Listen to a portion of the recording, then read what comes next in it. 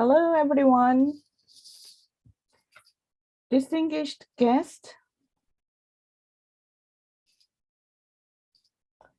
ladies and gentlemen, hello and welcome to our second day of WFWPI General Assembly. My name is Paris Moon, your moderator for today's educational session. Before we start the webinar, we have a few announcements to make. First, there will be a translation from English to Korean, Japanese, Spanish, French, Chinese, and Thai. And if you have a question throughout the session, please feel free to add it to the Q&A box on the down of the screen. Now, I'd like to officially start the WFWPI special educational session. Today, we are having two sessions with amazing professional speakers. Most NGOs aiming to achieve the 2030 SDGs for developing and creating innovative ways to help people and community efficiently and effectively. Many of you may have heard about NFT, Bitcoin, digital art, and so on. We are already living in the metaverse without realizing. In these educational sessions, we would like to focus on topics that are noteworthy for the current development in IT, related to creative coding and self-efficiency finance matter. Let me take this opportunity to present our first panelist, Mrs. Elina Razena. She will introduce us to the IT world of the creative coding that can help keep the tone of the future of development for the better engagement in digital marketing and lower cost to related a large number of people. Ms. Elina is the founder and CEO of Learn IT, the first nationwide programming school in Latvia that encourages students and teachers to become creators of their digital world and use technology as a tool of the modern creativity.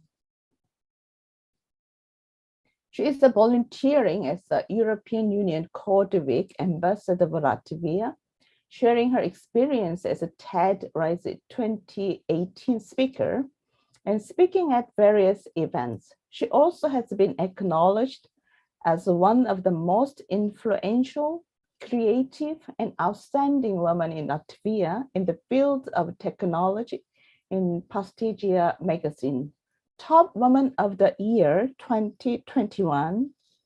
She is one of the brightest and most promising game changers under the age of 30 in the field of education and science for Latvia. Her ideas and social impact have been recognized by Reach for Change, the Embassy of Sweden, One Young World. Mrs. Razena, the floor is yours. Welcome. Thank you. Thank you very much. Thank you for this introduction. It is really my pleasure to be here today and speak with you, everyone here, about technology, about creativity, about education. And these really are my favorite topics, I guess, in the world. So I'm usually quite excited to share these ideas with everyone. So I'm very pleased that you are here to listen to this story. And I hope that you will take away some kind of ideas and maybe implement them in your NGOs, or to see how can you use these ideas that I'm going to share today in your work, or just to be creative and maybe do something interesting in your free time. I will start sharing the presentation. I guess you can see it. Shortly already introduced by Secretary General, I am basically a kind of a person with many interests and many hobbies. I come from Latvia. It's quite a small country in the Baltic states in Europe. So I come from this region next to the seaside. where people tend to talk very fast. So if in a case I get too excited and talk too fast, let me know, write in chat, I will slow down. So basically the main story why I care so much about these topics, about technologies, about how can we create something meaningful, why we have to teach these technologies to children, came 8 years ago, because I believe that when I was looking at the youngest generation of Latvia, I was seeing that these students, and even we as adults, we still use technology mainly as a passive users. Students use technology to whether watch YouTube videos, to play games, or use social media to interact with each other. And this is great, really, what technology has brought to us. But there is another side of technology that a lot of students never thought about, and that is that we can become not just users of technology, we can become creators of our digital world, creators of our ideas. We can start thinking about how can we solve our daily issues with help of technology, how can we create solutions that benefit us and others. And there is nothing of that being taught at the moment in Latvian educational system. So that's why me and my friend co-founded this programming school for children. For years, we have created many different interesting projects, creative projects, because as you can imagine, the creativity of students, creativity of young children is really like something unbelievable. So we have used these strengths of theirs and our knowledge of technology to create projects. And I will show you a lot of examples today, what we have created and how we have used these projects to spread the word about the importance of learning this meaningful but creating something with technologies. When I started this school, I was not a programmer. So I know how many of you might feel thinking, oh my God, I don't understand anything about this. I know how you feel. So therefore today, I have learned together with my students during these years, and I have learned few programming languages. And in the same way, today I will try to guide you so that you will go away with basic understanding of what is creative coding, what do I mean when I say this? What do these two words mean and how they combine together? What is the meaning of it? I will share the stories of what I have created. I will share stories of what our children have created, or what examples of how other NGOs have used these creative technologies to promote their social goals. And of course, I will give you a little guidance if this is something that you think is interesting and this is something that could benefit your organization, where you could start. So before we jump into examples, it's important so that we understand all what is creative coding. So this is the creative scheme of me. I have created it. There is no this is just my free interpretation of what it is. But I think it's going to give you a good example, a good understanding of it. So basically, there is this old creative world that it used to be, more traditional creative world. This is about, I don't know, writing books, telling stories, singing, making music, composing, designing clothes, fashion, everything that you can think of as a more traditional way of creativity that we used to and we still use. And then, since, of course, the help of modern technology, a new dimension of this creativity appeared. And this is this digital creativity that I call. And with the help of the digital technologies, a lot of things have changed. And a lot of artists, or even us in everyday life, have started to using digital tools to create something. And I'm sure that you have used different maybe softwares to make some posters for your NGO or for some event. You create something artistic, or maybe you have shot some videos with your phone that are more like artistic, or I don't know. There's a lot of things going on at the moment. At the moment, you could, I don't know, do something with 3D printing and add to your fashion, or there are a lot of things that came together with this digital world. And then, as part of it, is a creative coding. So basically, coding, when when you have used some kind of programs, you have probably just used the program and never thought what is behind it. How has someone created this program? What is code behind it? But every one of us could create a code and actually make an art with the help of this code. Let's give the main idea about this is that you have to write some line of code, some algorithms to create a piece of art. Instead of drawing it on like, let's say, to give an example, before we use, in this traditional way of creativity, we would paint. A painting with like brush and canvas. In digital creativity, maybe we could use already some programs. We could draw something on, I don't know, on tablets or so on. We would make a picture like that. But using coding, we would write different lines of code that would generate a picture itself. And the main idea behind is that, you know, usually when we think about I have to say that I probably will use two terms, coding and programming, in the same, and for this purpose today, it's going to be the same. These are synonyms. So basically, I talk about programming, writing programs, coding. So the main idea behind it is that I'm not here to write a code to build something useful. I'm here to write a code, let's say, to just play around, to fool around, to write something maybe that is not very functional, not very useful, but that is going to express my creativity. And in such a way, I can create art, I can make music, I can make creative videos, I can make, I don't know, something interesting with dance, with digital performances. There's a lot of things that you could do. And it has to involve a computer, of course, because you have to write a code somewhere. So this would be one way. I need just a computer to create some, I don't know, piece of art, let's say, or something interactive and interesting.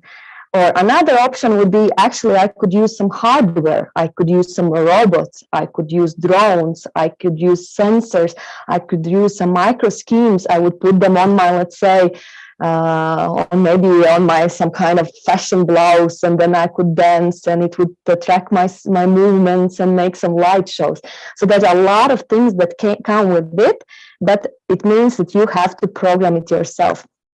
Just to give an understanding, before I go to some examples that I have created, I wanted to share some examples.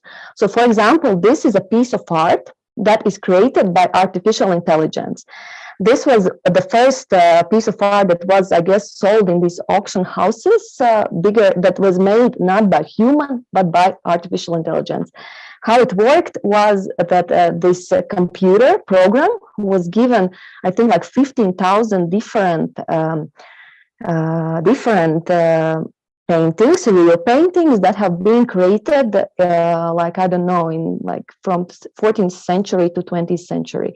And the program analyzed all this, learned a lot of patterns, and created. In that, no one knew what it's going to create, because this is program, it's going to create something. And then it created this kind of picture. And this was really like successful. And it was sold almost for $500,000, as you can see, picture that is made by artificial intelligence.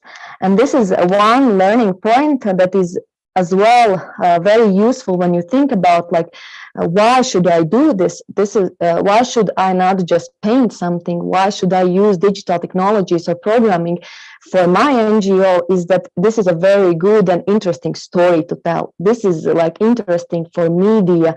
This is like adding extra some kind of attention or extra story to your, I don't know, like this project. So this was a very interesting story that came out like years ago. Another story, this is something that I really would like to create myself. This is the music and walking like performance. I will show shortly what it is.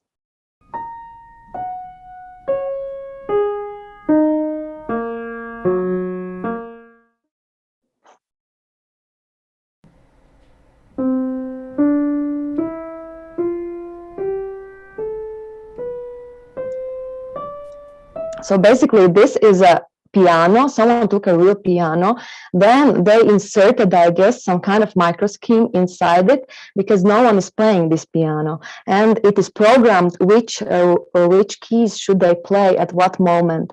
And in the same time, there is this projection. So together it creates this, like, this is not a functional, this is not useful or practical, but this is creative piece of art that is combines music, light shows, and there is some kind of program behind, which was programmed how to make this, which keys should be played when.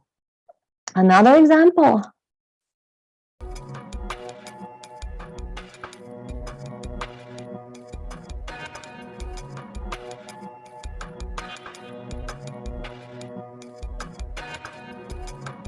So this is an example of a dance. I'm not sure if I'm at the moment sharing the sound. I think I forgot to share my sound, but there is a music. So basically, at the moment, there is a person who has some kind of sensors on the body, and depending on the way how this person moves, the projection changes. So it is like, it is based whatever this dancer at the moment would like to perform, it would have as well this kind of change in projection. And another, shortly, just is a very interesting project.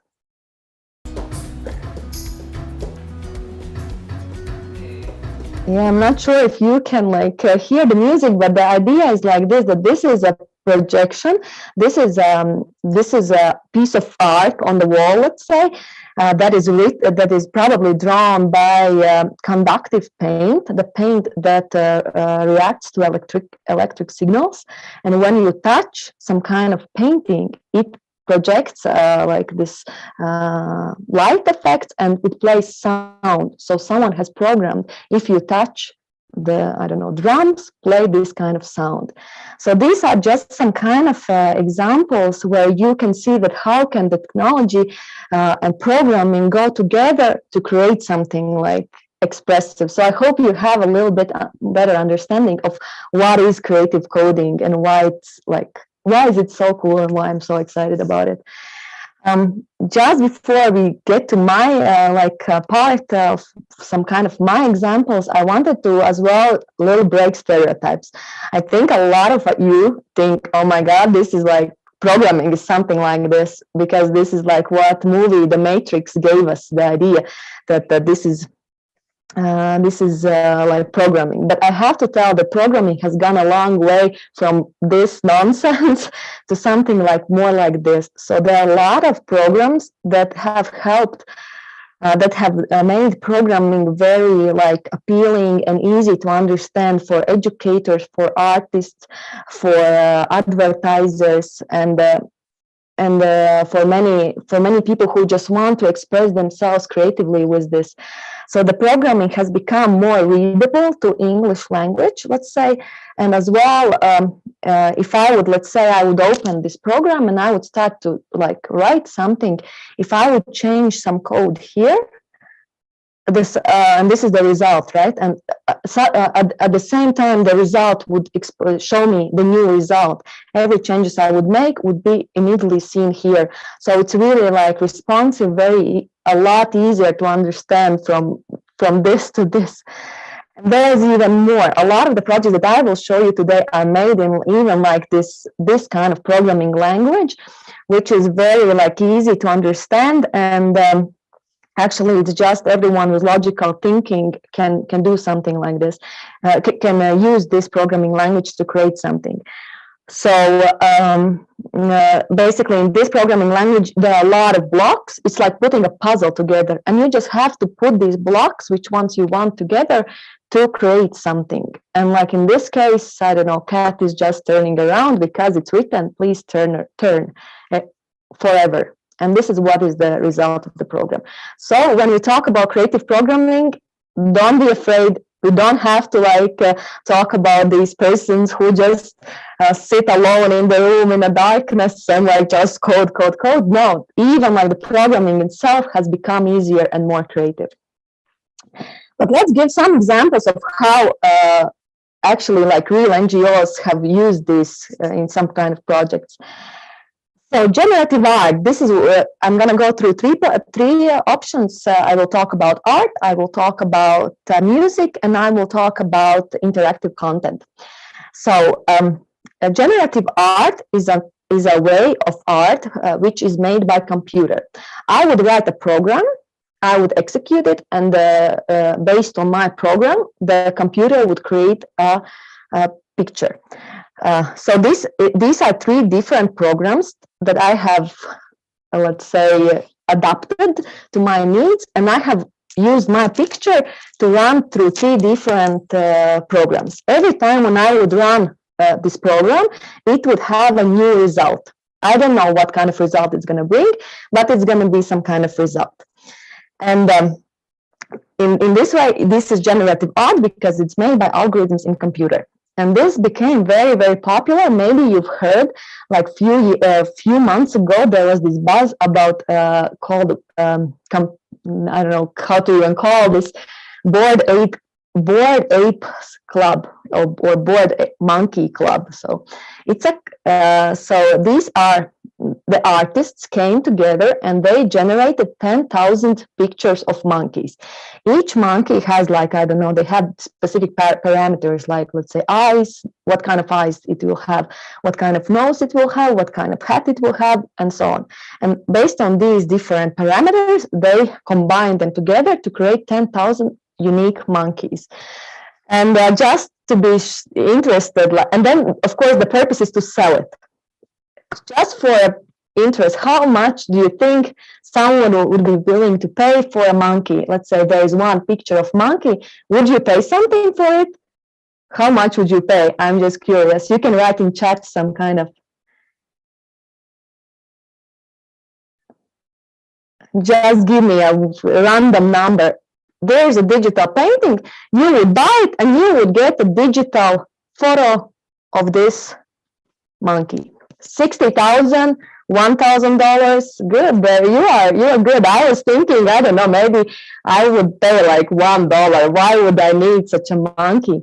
But I guess many of you have heard, yeah, 10 euros. It's $50. Really, like it's really interesting that this like campaign got a very, very high like hype, and the monkeys are being sold for like $2 million. These monkeys are, everyone is crazy about monkeys. Eminem bought a monkey, like Justin Bieber and other celebrities, and it got very, very interesting. Yeah, it's even up to 2 million. And then there is one organization, One Young World, which is like it's like a summit for youth, World Youth Summit, let's say. And they used this kind of same idea, and they took an artist, and together with this artist, they created like these digital pictures.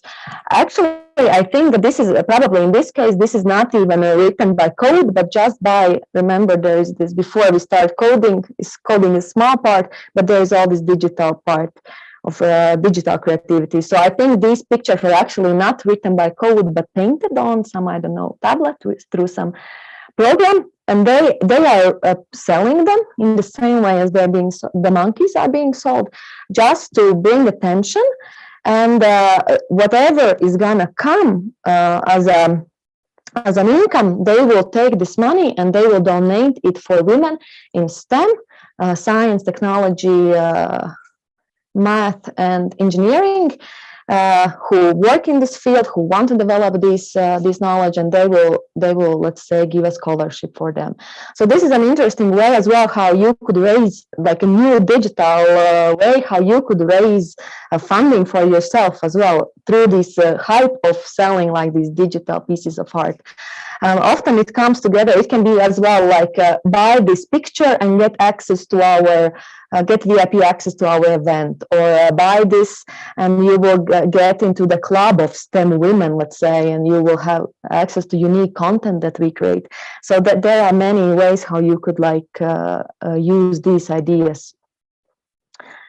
So this is about like how little idea how you could use this digital art. Another idea is about music and video. As you already saw, there were some kind of creative ideas that I showed before about music and video, but I want to share one of our examples. So basically, a few years ago, the OECD study came out in which it was reported that Latvia had a very, very high rate of bullying. The bullying in schools is like extraordinary high in our schools.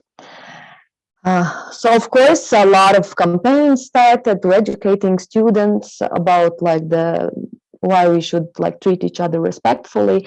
Then in the same way, a lot of trainings for teachers were given, like to raise attention and give tools how to like deal with this problem. So we came up as well with this creative coding way of how can we address the problem. What we did is we partnered with one music band in Latvia that especially for this case wrote a song. It was a song of with the title "We Are Perfect," and the idea was we are all perfect as it is, and we should accept each other. And then we started this national competition where students were giving code. We're writing code.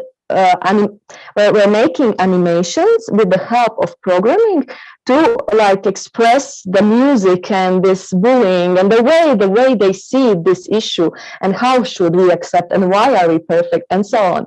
And I applied, and then we took the best animations that there were, and we made a music video for this band. So now this band has a song that is against bullying, and they have a music video that is created by students that program this one. And I will play a short video, and you will see like all the kind of animation that is in this TV is programmed by 9 to 12 years children. Let's see. Maybe I will just double check if whether you can hear. You can hear the sound. That's good.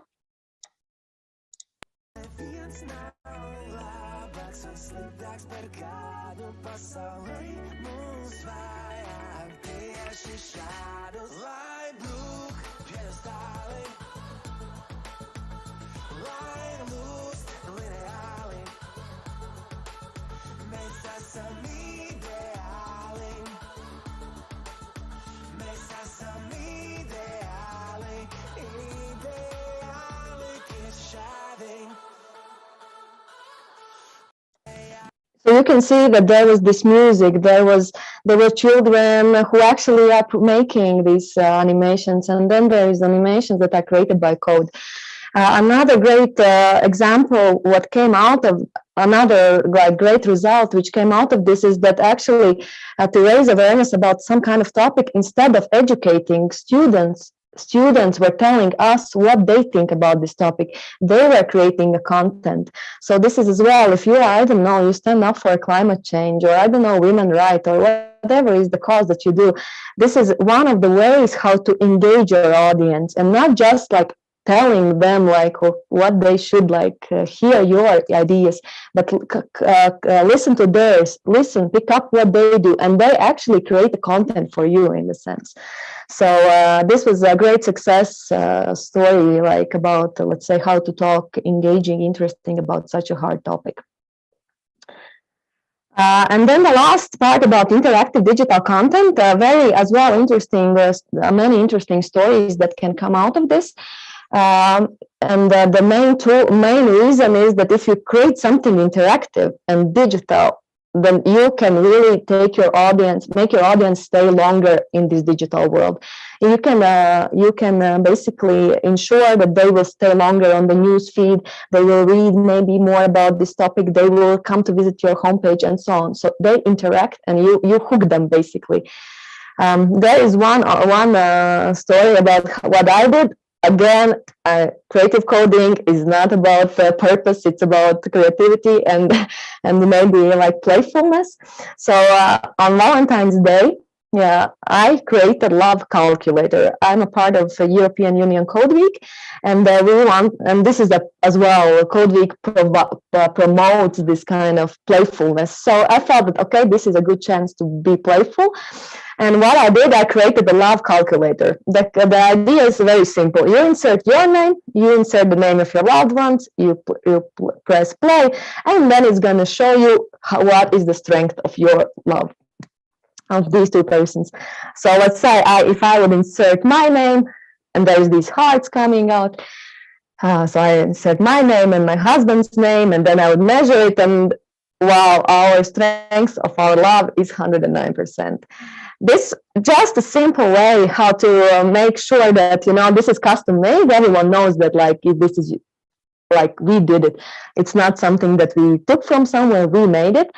People are sharing it, people are sending to their loved ones. They are like liking it. Like, it was just a post, but it got a lot of engagement. And I think this is very important for now, when every one of us have to compete for the attention of the people that we want to reach through social media or somehow else. Another story, maybe I will not show this video as we maybe, unless in the question and answer session, I can share this video, but basically this as well is something very interesting that we did with children. Again, 9 to 12-year-old students came up together, and we wanted to show them, that they, with their creativity, and are as equal as any other adult. And there is this light festival every year in Riga, where like artists from all over the world come, and they make light projections to the walls of the buildings, and then I don't know, something like that they express their art. And we said, okay, our students, 9-year-olds, can do the same, and we created very awesome and cool projection that was interactive, and that was made by 9-year-olds. And like, there was a line of kids, actually. Children made it, and children attracted a lot of children who wanted to test it and play it. And it was so interesting to see, like, that even like our audience can be equals with the world level digital artists. And this is something that really, like, with the basic understanding of how these things work, you can suddenly, you're not limited with this digital kind of art. You're not limited anymore. If you make a normal painting, you are and you hang it, you are limited to that, right? This is the place where people will see it. But if I make a digital painting, then I can spread it, I can share it, I can become an artist. I can be in the same level as other artists. So this is just another thing to think. Shortly, if you think, okay, this was cool, this sounds interesting, maybe something of this I could use. So there is basically, I wrote you, this is a program that I made. This is the first algorithm that you can read how the programs look. So, of course, as every project, you have to understand why you want to do this, what is the goal of the project. But the very important thing is to decide, like, what kind of things you want. Because if it's on a picture, it's a different programming language. If it's like interactive web content, it's a different language. So there are a lot of programming languages, and you have to know what you want to achieve, because based on that you will need different technical knowledge. Assess resources is the next step. So basically, at the moment, there are a lot of like courses online, and it's not anymore so uncommon to find someone who has learned something about programming and who has time to invest and learn something about it. So I would ask around your team, maybe someone has an interest to dig deeper into it. As well, like, for example, for many projects, we cooperated with someone. Let's say the project with the band. We don't have resources to make a band. I don't sing, but we went to this band, we approached them, they liked ideas. So basically, there's so many. If you come up with some kind of idea, I believe that people will help you. And you can talk to like IT or programming programs in universities, young students who just started doing this, they have these study works to do, they have to present some, they have bachelor theses to write. So maybe you could like somehow make sure that they help you with the technical knowledge, and then they can use it in their universities as a job, as a part of work. But eventually you will have to start programming. And I just want to show you like as well one short video of that even this programming is not, when you, again, it's not anymore about sitting down and like writing code on a black screen. Programming is it can be a social thing. It can be creative itself, the process itself. So there is like one programming hackathon that we did with children, in a meaning that a lot of students came together who didn't have any understanding of programming. We gave them a little ideas, and then they started creating. And you will see that the programming, the process, if it's done like nicely, it can be like super appealing and interesting.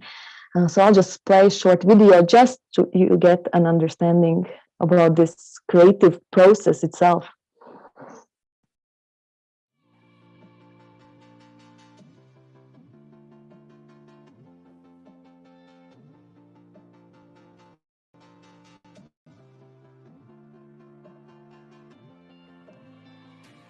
Šis ir pirmais hackathons bērniem Latvijā, kurā 60 skolēniem ir dots īsts laika periods, 2 dienas, un viņi apgūst gan programmēšanas pamatus, gan mācās ar šīm zināšanām izveidot kādu savu ideju, savu produktu, kas palīdzētu risināt viņu ikdienas problēmas. The video goes on. I guess you can find it on YouTube if you're interested, but you see that this process is all about papers, cutting, doing prototypes, models, and like it's just a social, it can be a social event. I'm not going to go into detail, but these are the really like programming languages that can help if someone really wants to start and explore them. You can just take a picture at the moment or decide.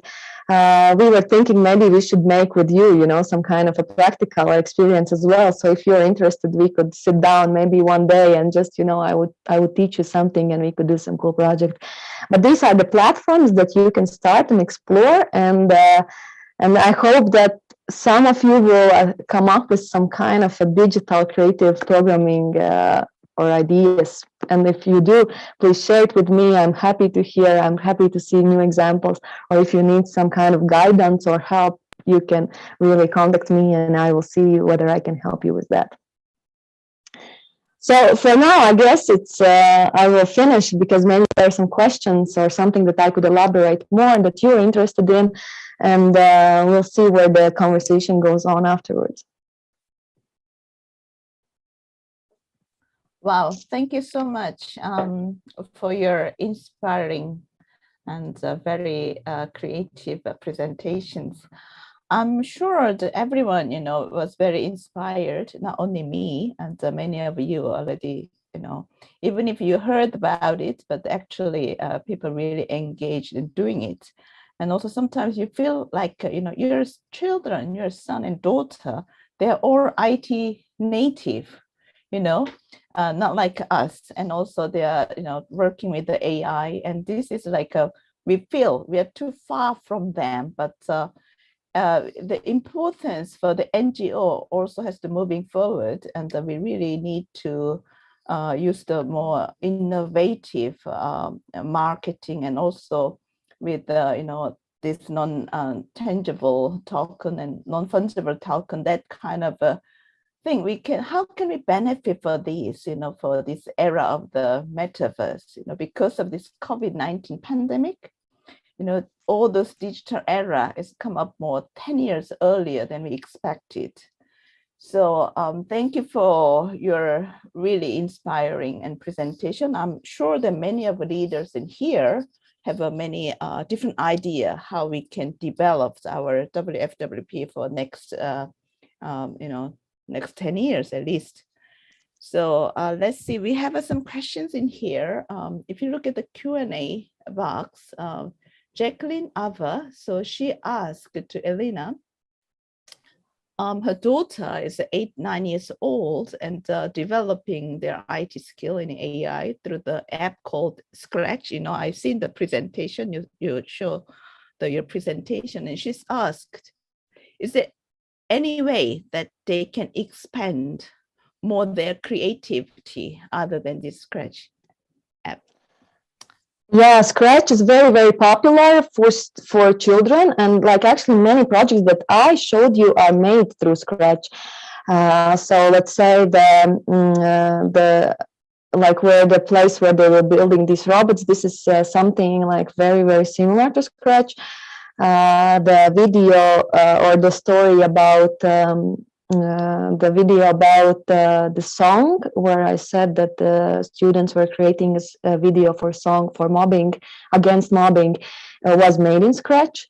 There is I didn't show you the video, but the light show that we presented on the as a part of light show was made in Scratch. So basically, it is great. It is great to actually start doing this. Once the student is ready and understands, so basically, it's just then that it's like, what can you do there? Because there's so many things and like really like so many things that you can do. If the student or you feel, and these are these blocks, the ones who don't know, these are these blocks that I showed. This is where the cat was turning. You know, this is very basic. But if the student or adult is willing to go steps forward and start writing something, then you should really check this P5. I will.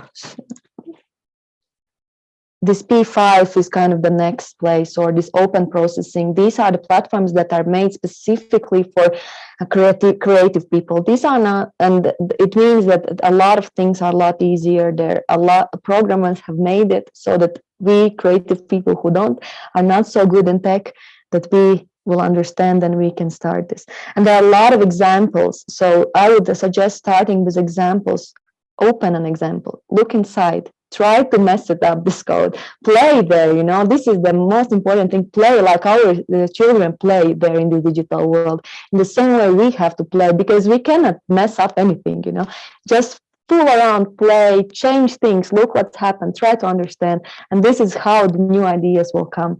So yeah, I mean, this is the next step, I believe, that could be explored.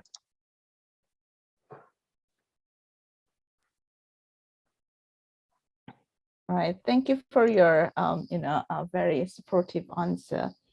And, if you have any questions, please write in the chat box. There's one anonymous attendee. I think it's a Spanish, but I checked Google Translate, and I think this is not the question directly.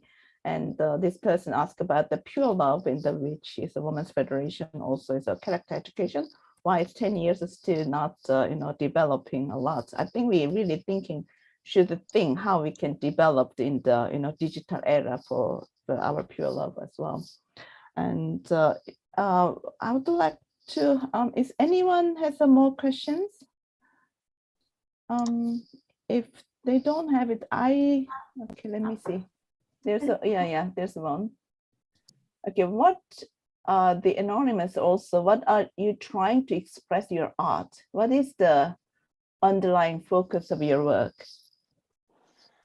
For me, my focus is to show children that they can be creators. So I usually get inspired by some topics that I can see that this will be interesting for students. Therefore, we did a lot of, I don't have like one focus. I just find many interesting things, and then I think, is this interesting for students? Making a music video sounds interesting for children. Okay, let's try. Being a part of International Light Festival, this is something unique. You know, I try to just come up with these ideas that would inspire children. That's something that they would remember, that once they grow up and they think of, okay, what can I do? Let's say he faces some kind of problems. I wish he will just think, not instead like complaining, oh my God, this problem, but he will remember this experience maybe and think, maybe I can solve this problem. I have tools. I know some programming. Maybe I can, change something. So these are my kind of like project that I'm very interested about. in my free time, lately I'm really interested into like working with photography and coding, and see how can I take a rather ordinary photography and just turn it and play with it with the pixels and like what is behind it. So whatever comes is like whatever at the moment is interesting. Okay. Thank you so much. I think we run out of time, but we have a little bit more time, 5 minutes. There's one at our international president, Dr. Julia Moon, asked, our children are learning coding in school now, but how about us? You know, how about, is there any online programming for coding, learning coding for adults?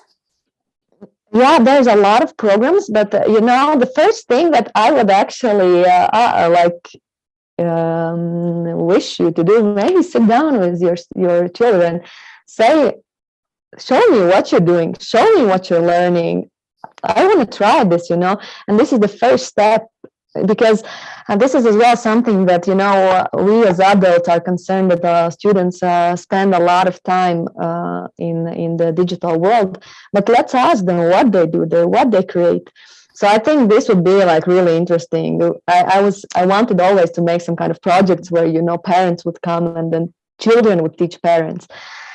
So this is one way, maybe where to start. Another one, of course, there is it's called Coding Train. I will write it in.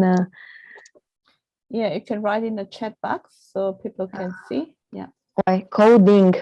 Geez, missing train. Coding Train. This is like a very like interactive guy who talks a lot of interesting things about programming. So whatever, like music, you like it, okay, he has for sure video for it. Like you like pictures, he has video for it. You like artificial intelligence, he definitely has a video for it. So really, and it's like pure pleasure to watch.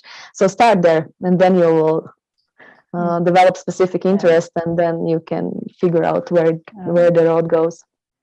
Okay, thank you. We have a few more questions, but if you have a more question, please send us the email that we will try to answer you. Mian will send the email address in our chat box. And, you know, we are all is a passive user for all those IT related.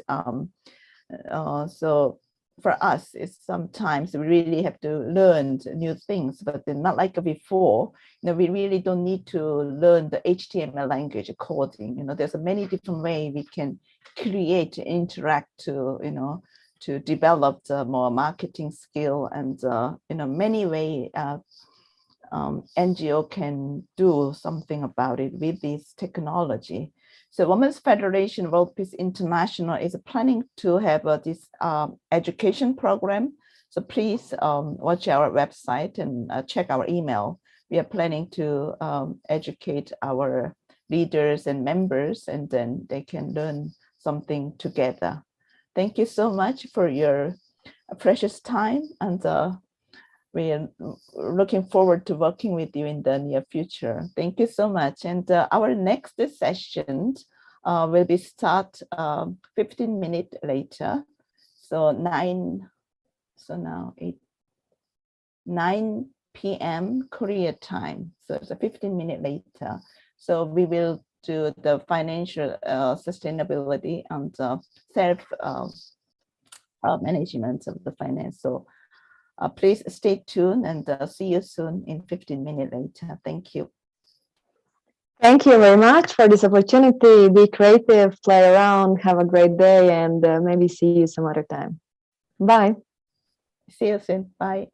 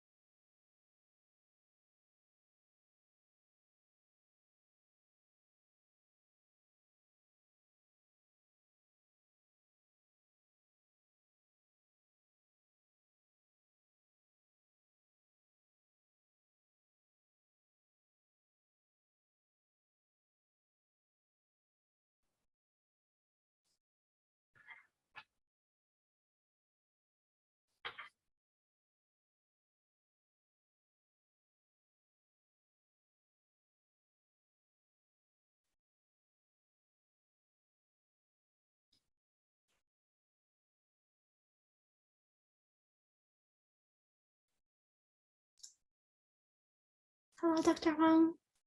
So, can you hear me? Yes, I can hear you. Thank you. Yeah. Would you like to do this to check the screen share? Yes, I do. So Okay. just a second.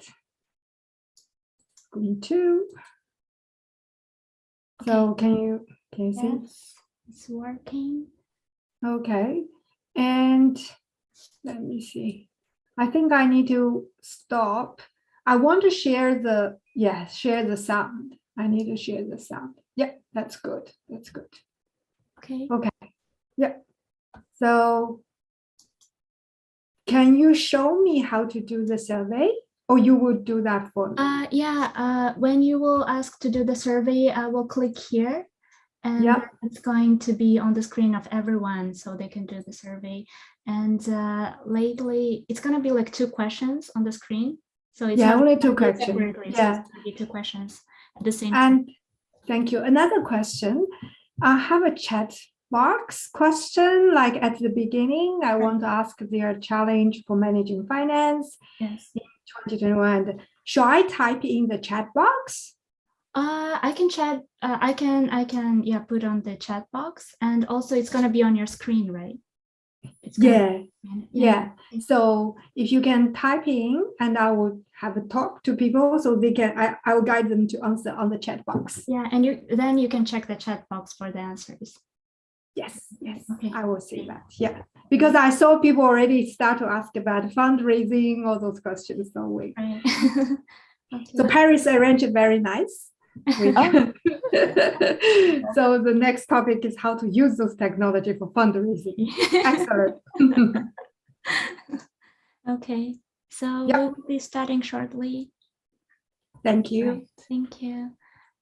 I just wanted to check the Spanish translation. Yep. Manuel?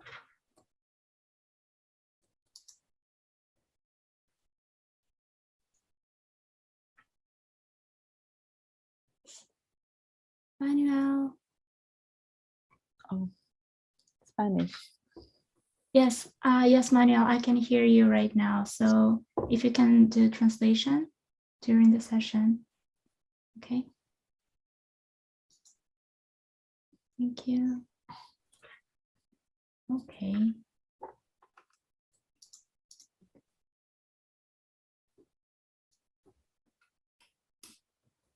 선생님, I think we can start. Okay, sure. Thank you. Right.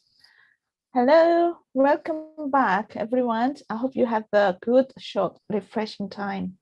I would like to continue with the next sessions. Let me introduce our next panelist, Dr. Jennifer Huang. Dr. Jennifer Huang is a finance lecturer. She regularly speaks on financial literacy for Generation Z, hosting seminars and workshops from school to non-profit organizations.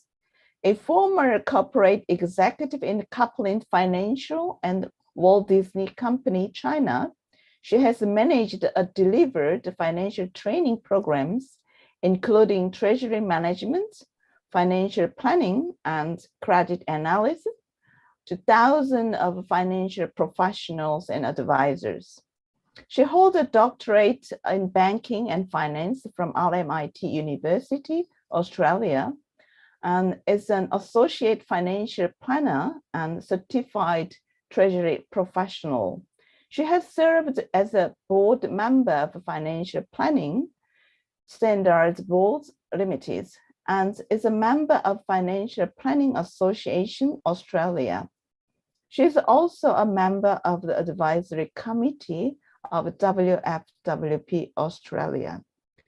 In this session, Dr. Huang will present on NGO and small business cash management for economic self-sufficiency and the latest financial and funding solutions. Dr. Huang, the floor is yours. Welcome, Dr. Huang. Thank you.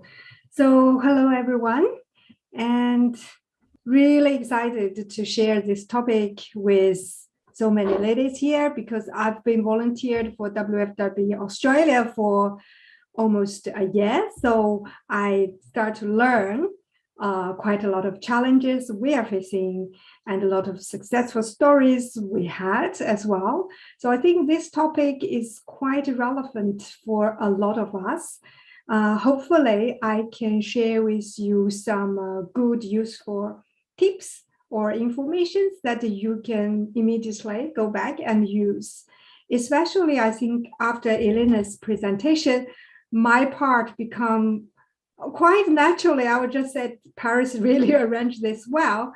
I saw in the chat box people asking about more fundraising stuff. Actually, what Elina told us is exactly you need to know before I'm talking about fundraising, because there are so many new ways we can do that, but we need to know the skill set part. So let me start by asking you guys all a very important question.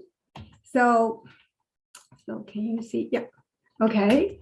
So first, my mission in life, I think, is empower people with financial planning. Since 20 years ago, I joined the Kaplan in UK, and I start to realize there are so many people can living a better life if they know something very simple early. So I spent 20 years doing the financial training and financial planning, wealth management for professionals, and also now for students. I think today we are going to all together learn something maybe you already know or something new, so you can finance and manage your money better for better, I think, course and purpose of our Women Federation. So now I put, Mia will help me to put 2 questions in the chat box, and I want to get you guys feedback. So first one is, what is your biggest challenge in managing your organization or your own money in 2021? And let me see. So you guys can just write any answer in our chat box and I can see. So let's have a look. What is your biggest challenge in 2021 managing your finance? To know more how to invest a large donation as a fund which could make money. Okay, so that's one. And if you are still thinking, and the second question coming, but let me see, do we have more questions? So what is the biggest challenge? So we have a pretty good organization wants to know more about investment and choosing the right fundraising strategy. Susan, thank you. Okay, more coming, please. The more you tell me, the more helping me to do things better. So budgeting, I saw it. Investment to education companies, sustainable finance resource, systematic management. It's because I have no idea or information on this. How to source money for our social services. Okay, so know how to avoid unplanned activity to get in. Okay, there are lots of ideas. Today, we will focus on cash management for small NGO or business or even yourself. That is the foundation for you to start manage your money. And then I will focus on 4 tips for fundraising, which is the innovative way or currently popular way for you guys to try. And I think it's not difficult once I show you, and everybody can have a go. And now I want you guys to answer me second question. If you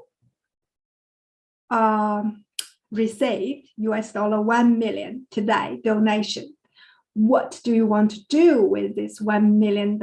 Because I asked Anne, our WFWPI Australia chair lady, and I really want to know what is our aspiration when we have money.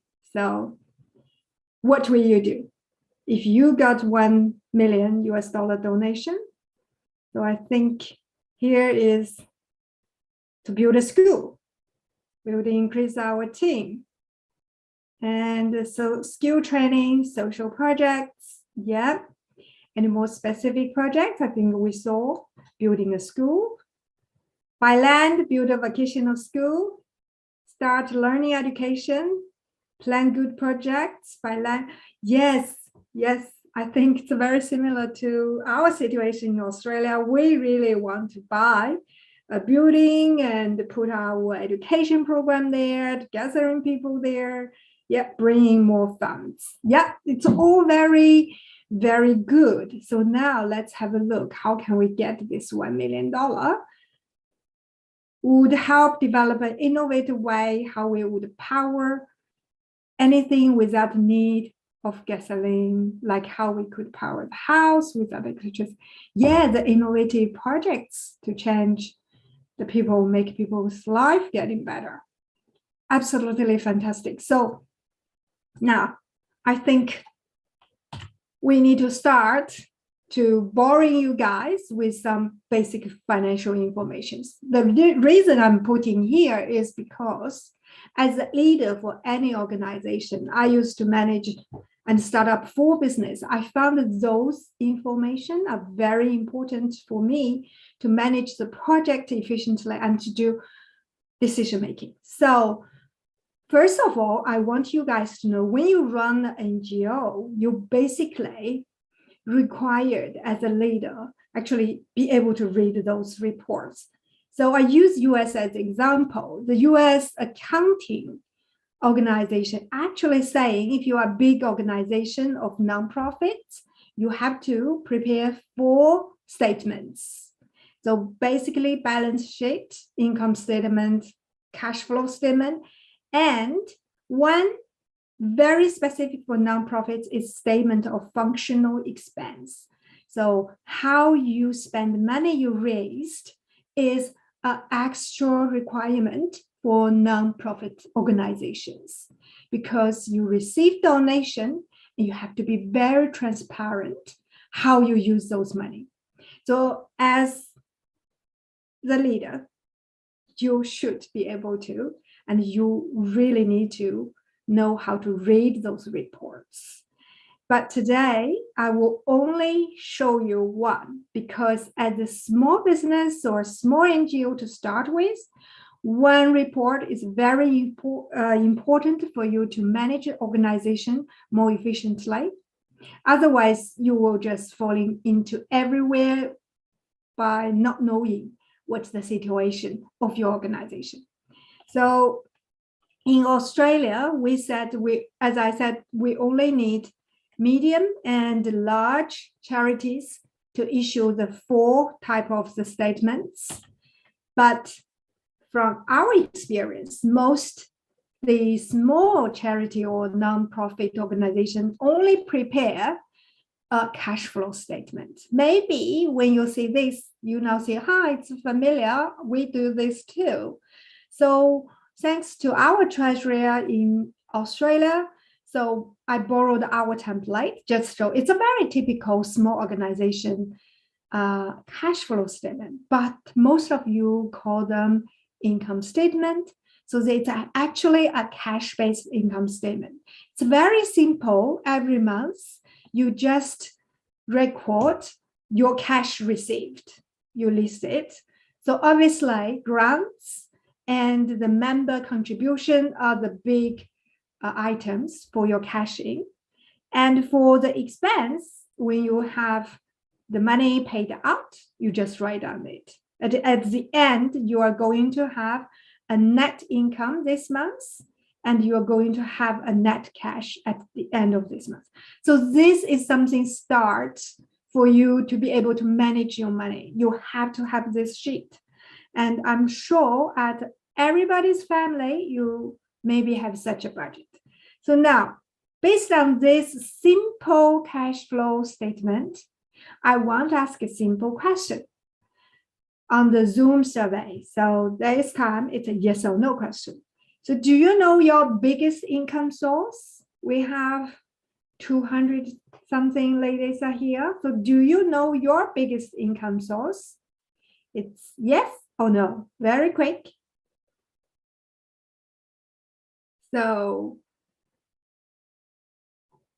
second one is, do you know the biggest expense for you or your organization last month?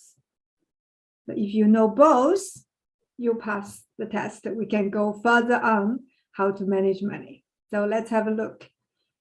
Do you know your biggest income source?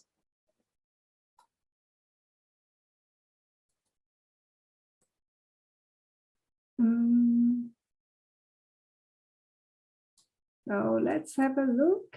The polls come in. How do I show the results? We now have 20% people answering the questions. Okay, So so let them give some more time to okay. vote. Yep. Okay, so we will give you 1 more minute to vote, then we will show the results.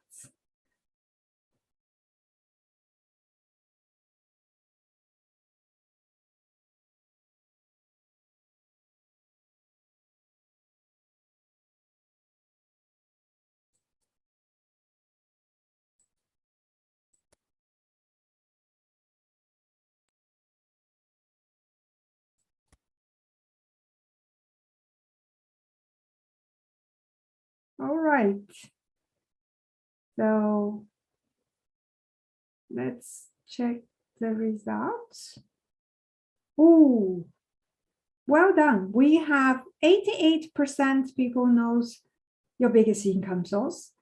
And we have 71% people know that the largest expense last month. So you guys all passed the test because 3 out of 5 normal consumers in US, 60% people do not know their biggest expense last month. And if you don't know that, it will be really hard to start to manage your stuff.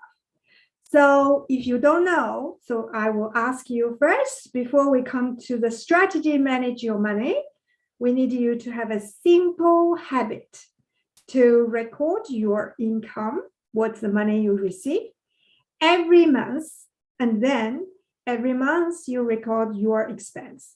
By the end of the month, the year, December, you will have an annual cash flow statement. And that is the foundation for you to be able to start manage your money. Okay, because this annual statement is going to tell you a chart of the picture where you get your biggest income, the most importantly, where you get your biggest expense. Most of the time, people are surprised to find what they think is the biggest expense is actually different from what is actually the biggest expense. So as we say, once you know your income and you know your expense, you should have a net cash results. So if it's positive, just like in the chat box, somebody is asking me how to invest the large amount of net cash. Exactly, that's another topic I think we can do today. My job is what happens if you found negative cash. Negative cash, that means you have to find more money. Your expense is higher than your income. I think most of you maybe just break even, or you deliberately not to spend more to make yourself within the income you just earned. But the issue is, if you want to do more projects, you want more money. So let's have a look. Today, we will focus on how to manage your cash with a little bit of skill and help to make it much smooth and easier for you, less worry. So first one is budget. As I said, you need the data. Once you have all the data in the history, you should be able to develop a budget like that year beginning. You have to plan what is your income and what is you plan to expand and spend on the project. Then you are going to know what is the gap this year of your fundraising. So you can run actually several versions to put all the ideal project there, and then put your income like this. you do your budget and fill in the number, you are going to know what is the gap first of your money. And then you can plan your fundraising and with a target. It's very important when you have a target, you will hit the target. So secondly, when you plan those budgets, it gives you a good opportunity to review all the expense you think you must spend. And then you separate them. Some expense is the fixed expense, like you run a website holding fee. Those are annual fee, they are fixed. Or you have the salary for your people, and those are fixed. So you don't have much negotiation points to put there. The most important are the variable changing expense. You have to do a calculation. And then the trick is how you are working out to save money on that part. So lastly, as I said, you predict your annual cash flow. If it's gap, then you have your fundraising target. Okay. Then second one is, while you manage monthly the cash flow in and out, I give you guys 2 questions. Always ask yourself, can you pay after the project's finished? Because the timing is important. It's like you always want the money in faster and the money out slower. So you guys maybe say, how can I, push everybody away for payment? We are charity. We don't want to put other people in a difficult situation. It's actually, that's why I put this point in the first point. You can pay after projects finish, actually using some financial facilities. The easiest one for small business organization is payment deferral options. First is credit card. Most people hate that, but there is a 55 days credit card payment interest-free. So if you do have issues, use the credit cards payment to delay your repay for 55 days later. It may, by then you have already received your membership fee or your donation. Second, I do really try to convince everybody to use PayPal and Afterpay. Those pay buy now, pay later for non-interest payment option, because it's very popular digital payment and everybody can access to it. And it's basically delay your payment into 4 months later. It's giving you more time to receive money and fulfill your payment. By this way, you won't have negative cash flow, which make you maybe cannot sleep at night. So last one is how you can receive money faster. So again, we need to use current all the online options like events. In Australia, we have try booking. You sell your tickets early, people book your events and pay you early. So always do those pre-order, so you get your money in faster and you get your money out slower. So in that way, you manage your timing better and you reduce that negative gap. And third one is reduce expense, right? Everybody know to reduce expense, but how? Since we are a non-profit organization, we really should go look into 3 key areas. One is income tax, because a lot of charities or non-profit organization naturally thinking they are income tax free. Actually, no. You have to check in your home country, your tax status. Are you automatically eligible for tax free? And secondly, so in Australia, the non-profit doesn't mean tax free. You have to register and authorized by tax organization, so you can have tax-free status. So just a reminder, heads up, you need to check that. Second, any expense you can save in. So today I'm going to give you 2 big saving area, which we just find out in Australia, that Google offer for non-profit organization for free, very big savings. We are in the process of applying that. First is the G Suite, the office work that everybody needs to use, right? They gave the qualified nonprofit organization for free. So you can use Google software, everything for free. And second is even better. We are all thinking about how to do the fundraising marketing.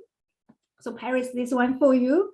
The monthly $10,000 credit on the Google. If we qualified for this program, they will give you $10,000 for Google search. So you can really use that opportunity to highlight and let people search your fundraising projects and get more hits and get more people come through. And third one is the give free for the video storytelling tools, which on YouTube, a lot of professional tools, normally people has to pay, but they give us for free. And last one is data visualization, which you can show the track of all your organization's activity around the world in a very vivid presentation mode.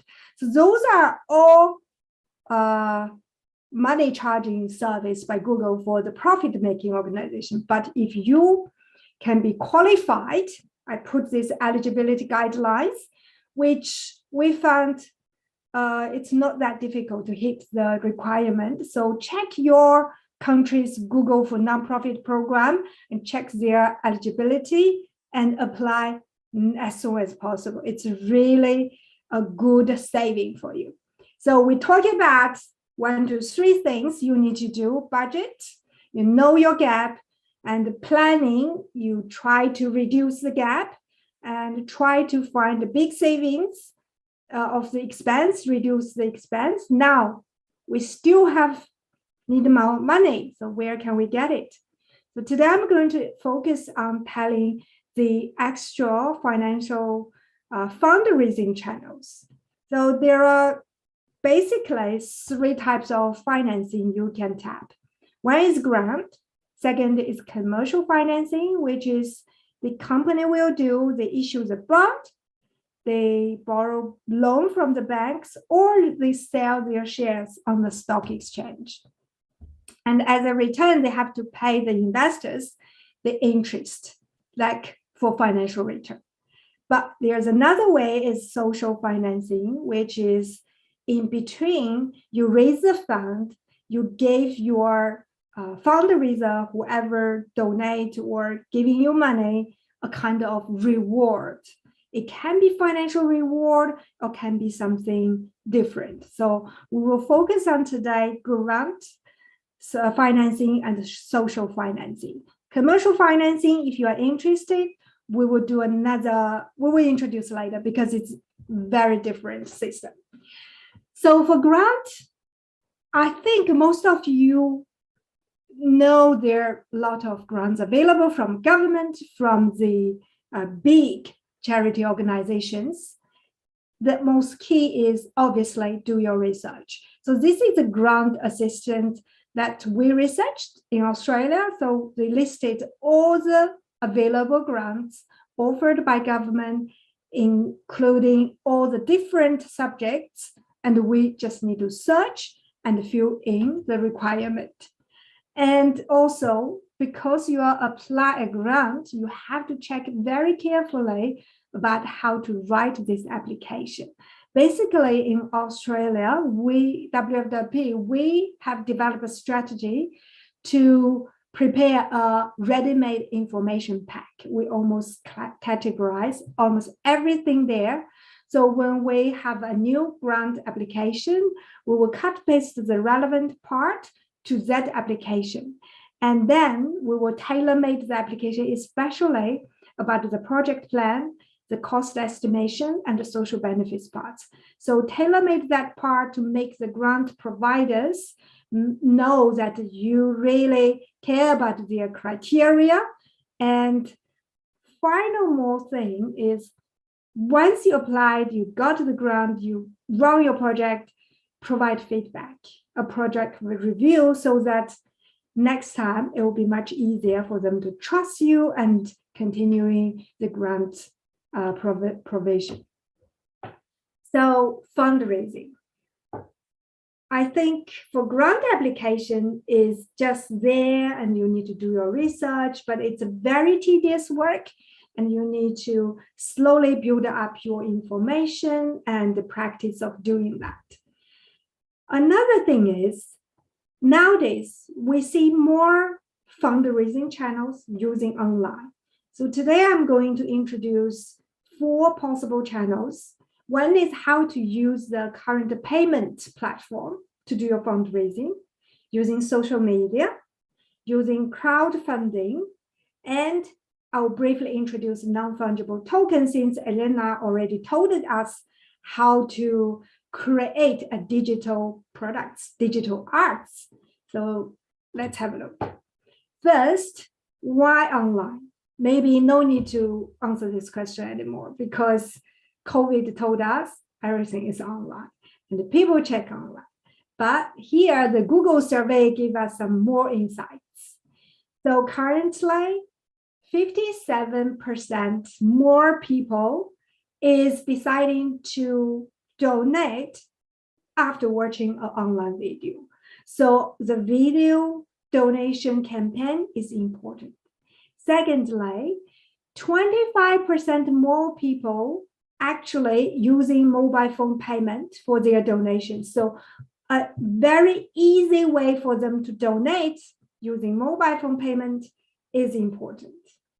And number 3, you can see the 30% more people actually looking for donation opportunity before the traditional belief that December before Christmas, well before Christmas, it's August or September. So one reason I think maybe it's the tax reporting deadline is October 31st. That means, so check your country as well. So that means when I did my tax report, I really looking into everywhere I can donate so that I actually do not need to pay tax, but I do good. So that's a good timing by that season before the tax reporting deadline, run your fundraising campaign and using what we just introduced, the Google 10,000 US dollar credit to promote more. Okay, so people more highly likely to donate. And last one is people do compare. If they don't have a charity in mind, we do compare and shop around. So how we promote our vision and our mission become very important. So now let's look at the major 4 platforms you can do fundraising. So PayPal. PayPal has a giving fund that when any people using PayPal, they click into the screen, they will see donated to a cause. And if they go inside, there's a lot of the organization that as long as you pass PayPal giving fund eligibility check, you will appear in that list. As I said, a lot of people will check this list when they do donation, especially in the September time, they will check and make sure you guys on this list. So these are passive way. And here is how to enroll PayPal giving fund. You just need to create a PayPal business account for your charity. Second step is important. You have to verify your charity and get approval from PayPal. And then once you enrolled, your logo of your charity organization will automatically in their list. And in your country, when the PayPal users start, they will see your name there. So second is how to make a digital storytelling on the social media more successful. So here I will introduce YouTube nonprofit program, which included in Google nonprofit benefits. In this program, they have a lot of tools, and especially they give you one-click solution to donation. You can put a donation button in your video. And I prepared this video as example to see how Khan Academy using the video. The founder, Saul Khan, just did a 2-minute video for the fundraising. Let's have a look. How did he do it? Very simple, like COVID, just did at home. Hi everyone, Sal Khan here. Just to remind everyone that Khan Academy is a not-for-profit organization. That means I don't own Khan Academy. No one owns Khan Academy. We are a public charity. And we can only do the work we do through donations from folks like yourself. So if you're in a position to do so, please think about making a donation. As a reminder, Khan Academy is about the budget of a large high school, but we try to reach all of humanity. Last year, we had 13 billion learning minutes on the platform. Half of that are students and families all over the world coming, oftentimes telling us that this is the learning resource, the tutor, the help that their family could not otherwise afford. The other half is hundreds of thousands of teachers using Khan Academy in the classroom to personalize learning, to make it more engaging, for them to have better information about where their kids are so that they can do more focused interventions with students. So I will just stop here, because maybe your kids or you, me and myself, we both use Khan Academy. And I found that I was really impressed by the programs they did. And I'm so thankful.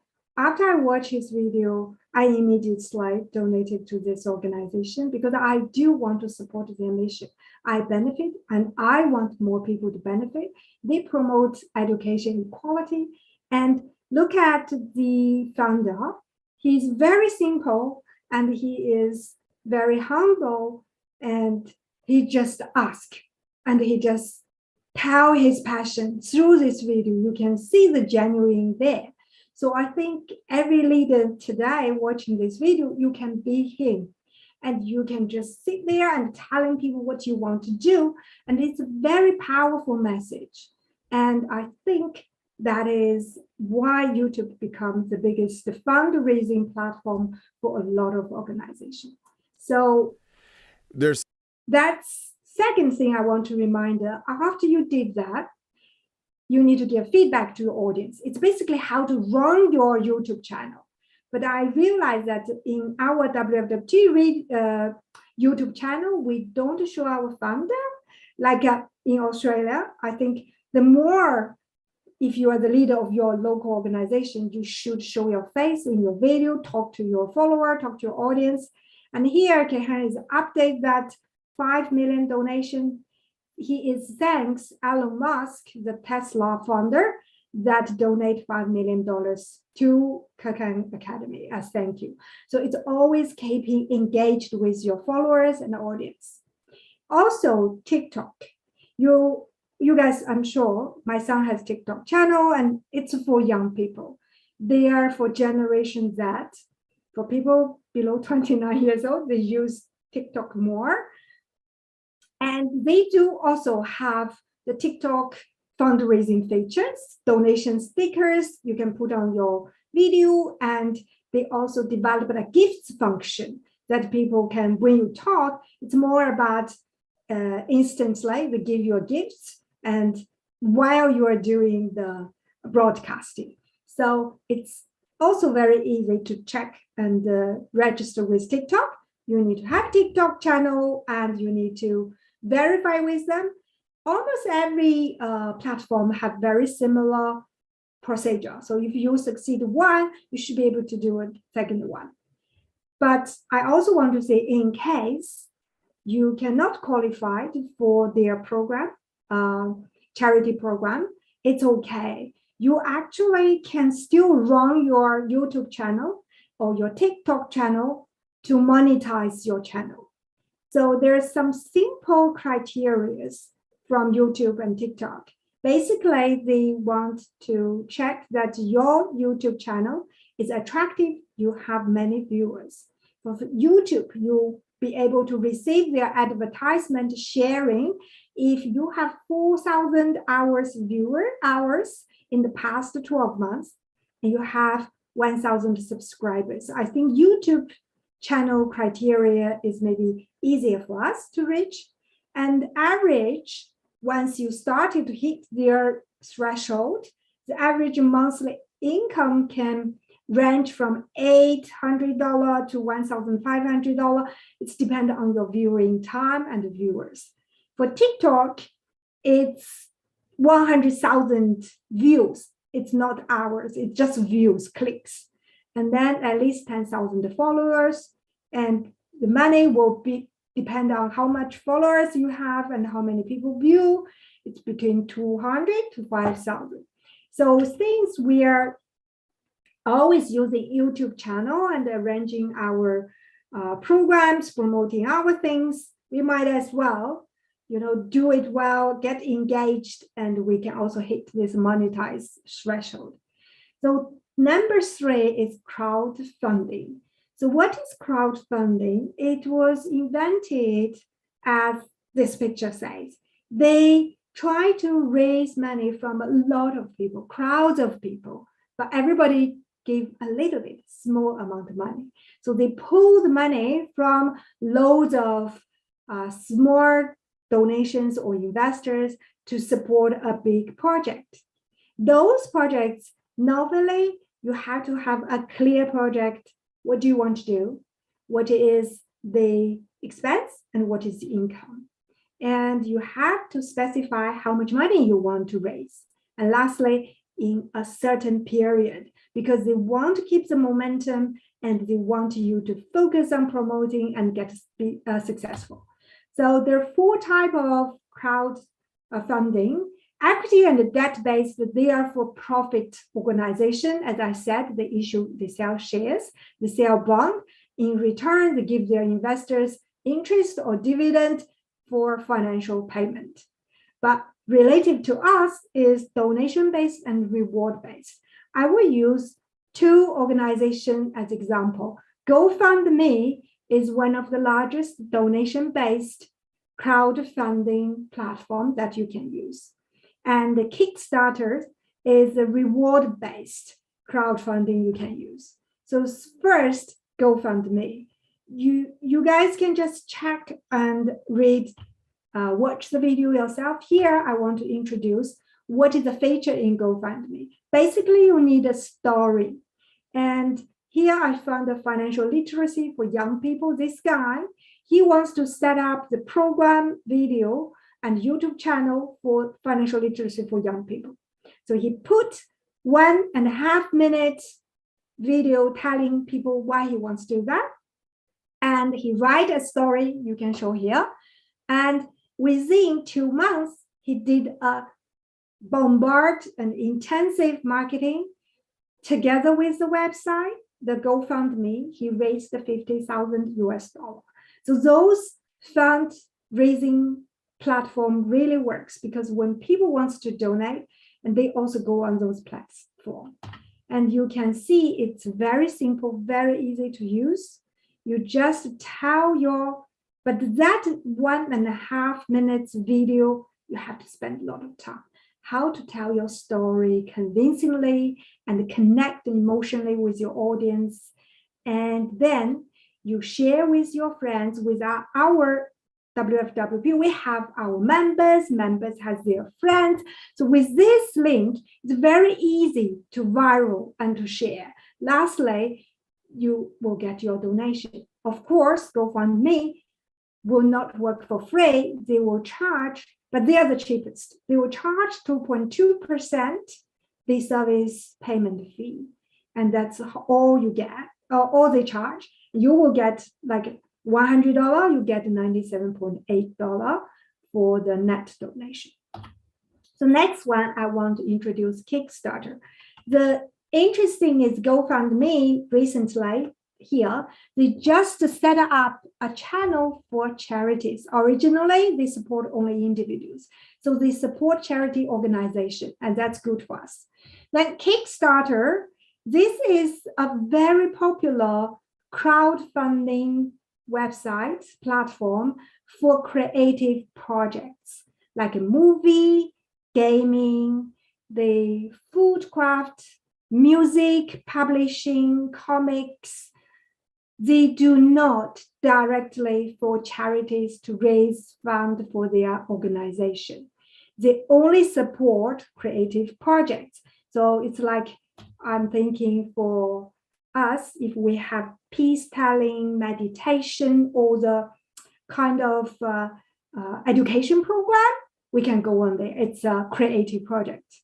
So they also charge money, they charge more than GoFundMe. They charge 5% of total funds raised and plus 3% the payment service fee. The reason is they actually is very famous among the investors, not only for fundraising, also for commercial products. A lot of retail investors will actually go check them. So they bring the money and the donation and the investors for you besides your own marketing. So they also market the project proactively to the audience. So here I put an example. Gentleman Ross, he is trying to raise money for his publishing Create Peace project. He wants to print all the textbook for the school. And he run a campaign, very simple, just iPhone video. He talked 2 minutes what he wants to do. And within 21 days, we said every crowdfunding has a very short time for you to promote. And he raised 4,400, but this is his second time. He first time raised 5,000. And he gave a reward. As I said, it's a reward based. Actually, your reward can be very creative. I just put some list, like if people donate $1, he gives them a sticker. If people $20, he gives them a certificate. If donate the project for $500, he said, wow, I'll give you one of the printing book as our, appreciation. So you can be very creative. The award-based doesn't mean you have to give them money. You give some symbolic award, getting people involved, recognized. So that's the crowdfunding from Kickstarter. So I do think Kickstarter is a good place for us to go if we have project-based. And like Paris said, we want to do some gaming thing. That's good. You can go there and raise it up. The last trend is non-fungible token. So this is on the cryptocurrency, like everybody heard about Bitcoin. So this is what related to the digital currency. And previously, Elina already showed that the monkey, they sold a lot of auction money. So here's another one, why NFT being crazy, that the Beeple, a very famous digital artist, he just auctioned this art for 69 million, but he didn't donate, right? He just sold. So here is how we can use NFT for good. We can do our fundraising. So here is an example that in UK in 2021, they set up a COVID aid charity. They created this digital logo. So they auctioned this logo using cryptocurrency platform. And they said, okay, if you buy this logo, we auctioned it up, you donate based on this logo, you can gain the title of world's first charity funding crypto philanthropist. So that's why this is very creative, right? We have a lot of things. I want to show next sample in the open sea where people auction those collections for token for nature. So I just realized Elina gave us an excellent website where we can create those digital arts. And you can see this WWF token for nature. They actually created those digital products using their animals, pandas, using this skill, they create this and they selling the auction, they're selling every those token on 0.06 Ethereum. So it's around $200 US. So as you can see, you can be really creative, put your market WWP things there and create this kind of interactive products, digital product, and then you can do the auction and you can raise money by that.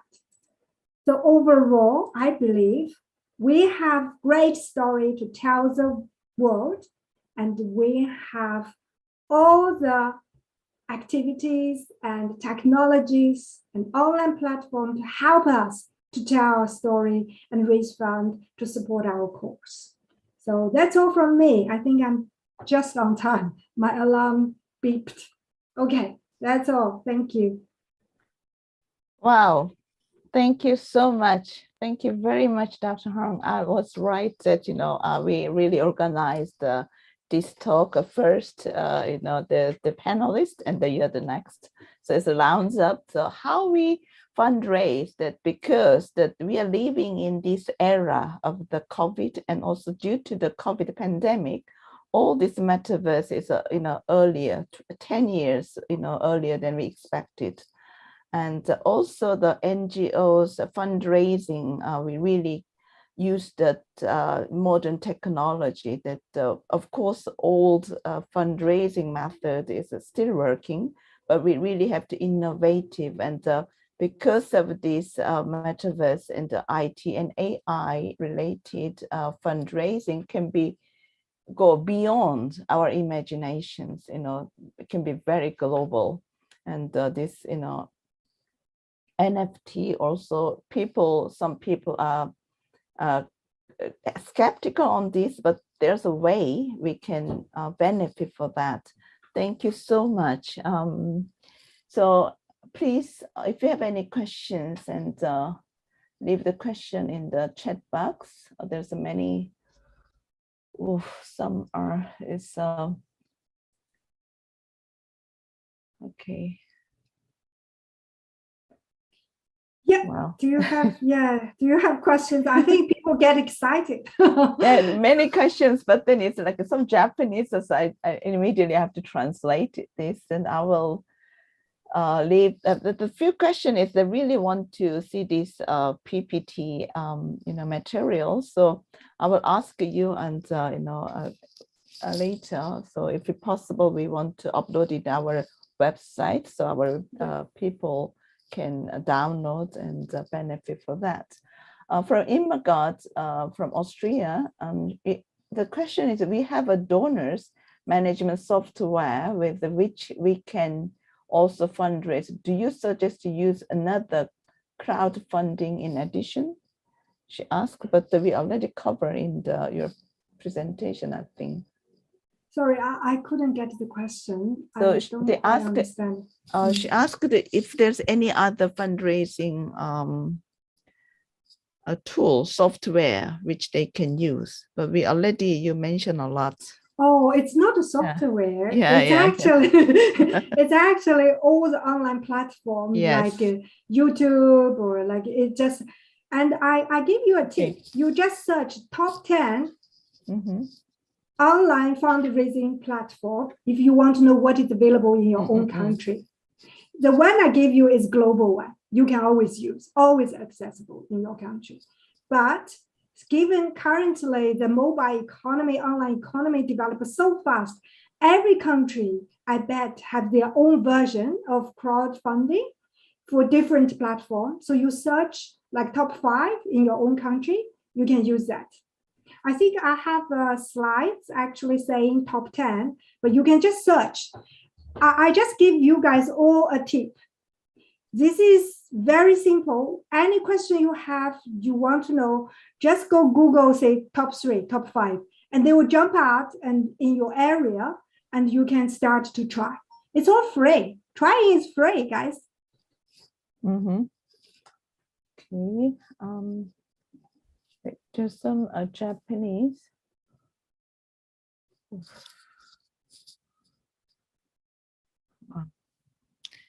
So there's one question: how important is it for the president of an organization to raise the fund, especially for large donations? I think it's very important. You think about the Khan Academy I showed you. Their founder always go outside to talk and to promote their mission, and people really buy in that because they see who you are, because you represent your organization. People really these days want to build interactive trust with people. They want to see who is running the organization. So I do suggest you guys go on in front of the camera, talk to your followers, talk to your audience, and build that trust. Thank you. And one question is, versus YouTube and Vimeo, which do you suggest to use? Oh, I suggest YouTube. Right. Suggest YouTube. Yeah, because Vimeo is like not so many audience, and you have to direct a lot of link to them. But YouTube, everybody can search, and especially with today, I'm introducing this Google nonprofit, and if you can qualify, they give you 10,000 credit. You actually can promote heavily on that YouTube channel. Okay. And this Susan from Kenya, she asked, are these fundraising online taxable? Oh, it's dependent on your organization's tax status. If you are charity organized and recognized by your country, they cannot tax you because it's all your income and depend on your tax status. Oof. Right. Oh, there's interesting questions. And is there any PDF slides or Arabic speakers to learn? Interesting. So I will share the PDF with Paris, and I think we can distribute. Okay, I suggest, I think there's a apps, for the camera, you can scan it, then you can translate to the English. There's some app you search, I don't know whether they do the Arabic, but they do Korean, Japanese, French, because when I travel to overseas, sometimes I use this camera scanning their, the advertisement or menu, then, we can translate. I don't know whether they have it to the Arabic. Okay. Well, I think I will get some few more questions. Oh, I will just write my email address here. So yeah, sure. Thank you so much.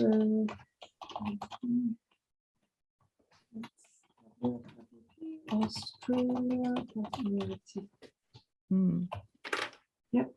Yeah, I think this is a very, I'm sure it's really eye-opening for the WFWP leaders and members, and also the individual who joined with our invitation by friends, because as Dr. Hong mentions, if you registered your organization charity in your country, depends on the law, but then most of the government, they have many different types of fund by government to the charity. So there's lots of benefits. So you can apply this kind of charity fund. But of course, prior to that, you really have to get your organization recognizable and trustworthy, that people trust and give this all the funds. And also important things Dr. Huang mentioned, the statement of functional expense. This is really important for transparency, for the donations, how we use the donation. This also one thing we really have to clearly always have to think and the practice in our daily organizing our activities and work. So I think we almost cover, but some of the translation is in Japanese, so I tried to. Hey, WhatsApp. I send you through the WhatsApp the translation. Okay, I'm sorry. Thank you. Oh. Okay, there's one, the translation, thanks, Mian. I know that the financial situation is different all over the world, so I have to learn to follow each country's system, but how can I find out correct information? So can you just repeat the set financial education? Sorry. Yeah, because I think it's from Japanese. She said all the financial situation is all different, every country. So she wants to know how can find the, correct information. Financial situation. Yeah, You mean correct finance information. You mean learn. accounting standard? I think accounting. I think they mentioned about accounting. If you mean accounting standards, it's a very easy question. Mhm. So in the whole world, only US accounting system is different. Okay, so they call the US GAAP. And all the other countries following International Financial Reporting Standard, IFRS. So you don't need to worry. You just need to go to study and find the IFRS accounting code. And then you need to just compare it with the US. And normally there are only 10 big difference. I'm teaching this subject in the uni. So if you have detailed question, I can help you and provide you some reference book. Okay, thank you. There's one more question. I think this one. How can I avoid the suspicious of money laundering when sending money to overseas? I think recently has many this issue in I think all over the world because of the world situation. Yep.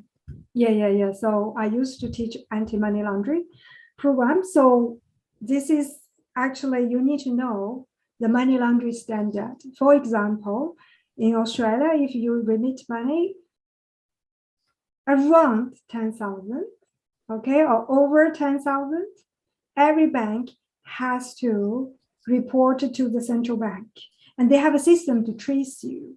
And the important is you provide all the legal documents, what you use this money for, and whom is getting it, and you have a pattern, and you register with your bank. You use them to do your remittance, and in that way, it's only suspicion because you have all the documents to sponsor, to verify your transaction. They still need to investigate. So you are good. But if you are really money laundering, then you are, right? So don't worry, keep all the evidence of the things with you, because normally your bank report, they will not direct to you. Your bank will ask you to provide all the evidence when you do that. So I think the easiest way is you check the anti-money laundering regulation in that country. What is the minimum threshold remittance amount? Thanks. We have 2 more questions, then we can close the sessions. One is, what are the advantage and disadvantage of crowdfunding to be aware of? Okay, so I think crowdfunding for the fundraiser, the advantage is very obvious. It's cheaper and it helps you to reach a lot of audience, make the project maybe originally impossible become possible. So this really an advantage that we are using this C2C, individual to individual, the fundraising channel. But the disadvantage, I think, more is for investors or the donors, because the project can be fake. People can really get your money and do bad things. So that's on the investor side. For the project result, I think the advantage is far more than disadvantage. Always say there are almost not much disadvantage. The only thing, maybe you cannot raise enough money to support your project. If you didn't run the activity, commercial promotion aggressively, or you only all rely on crowdfunding platform to promote for you. So the only disadvantage, we can't see it's a disadvantage, it's just the work you have to do yourself. You cannot avoid that. Marketing work, you cannot avoid that. All right, great. So last 2 questions. There are lots of fundraising projects all over the world.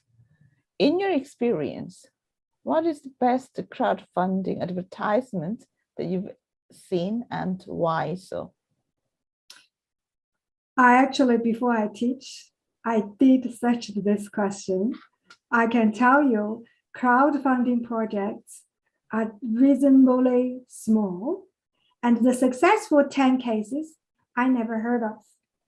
So they are all around. You can see the amount, 4,000, 5,000, they are small projects. So for me, it's all about how you plan your project and the timing, how you write that story. For fundraising, all about storytelling. Okay, it's like YouTube.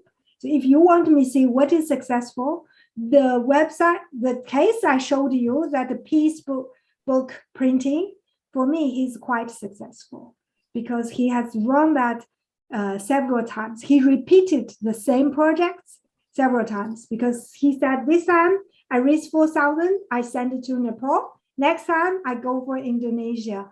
So you actually can learn from his case. I chose the small case because we are a small organization. I think you can go on and search. You can always learn from those successful fundraising projects.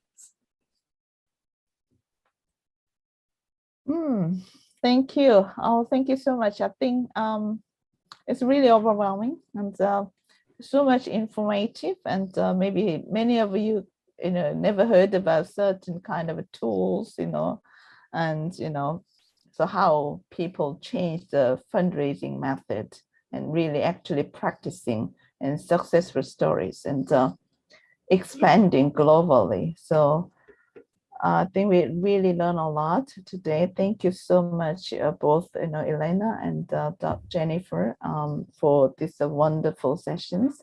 And as I said earlier, WFWP trying to transforming the new era of our this year is our 30th anniversary of the founding of WFWP, and we want to cope with this digital era and how we can do our service better to benefit for the people in need. And we really thank you so much for today's session. And we are trying to make a more educational session, and please stay tuned and check with our website and email more regularly. Thank you so much, and we'll contact you soon. And I wish everyone have a good informative time. Thank you so much. And thank you for all the translator behind the scene. And I'm very sorry we have some technical issues and translation wasn't smooth. So this is the live. So sometimes it happens. So thank you so much. Thank you for all the translator and the panelists and who joined today's session. Thank you so much. Have a good evening and have a good day. Bye-bye.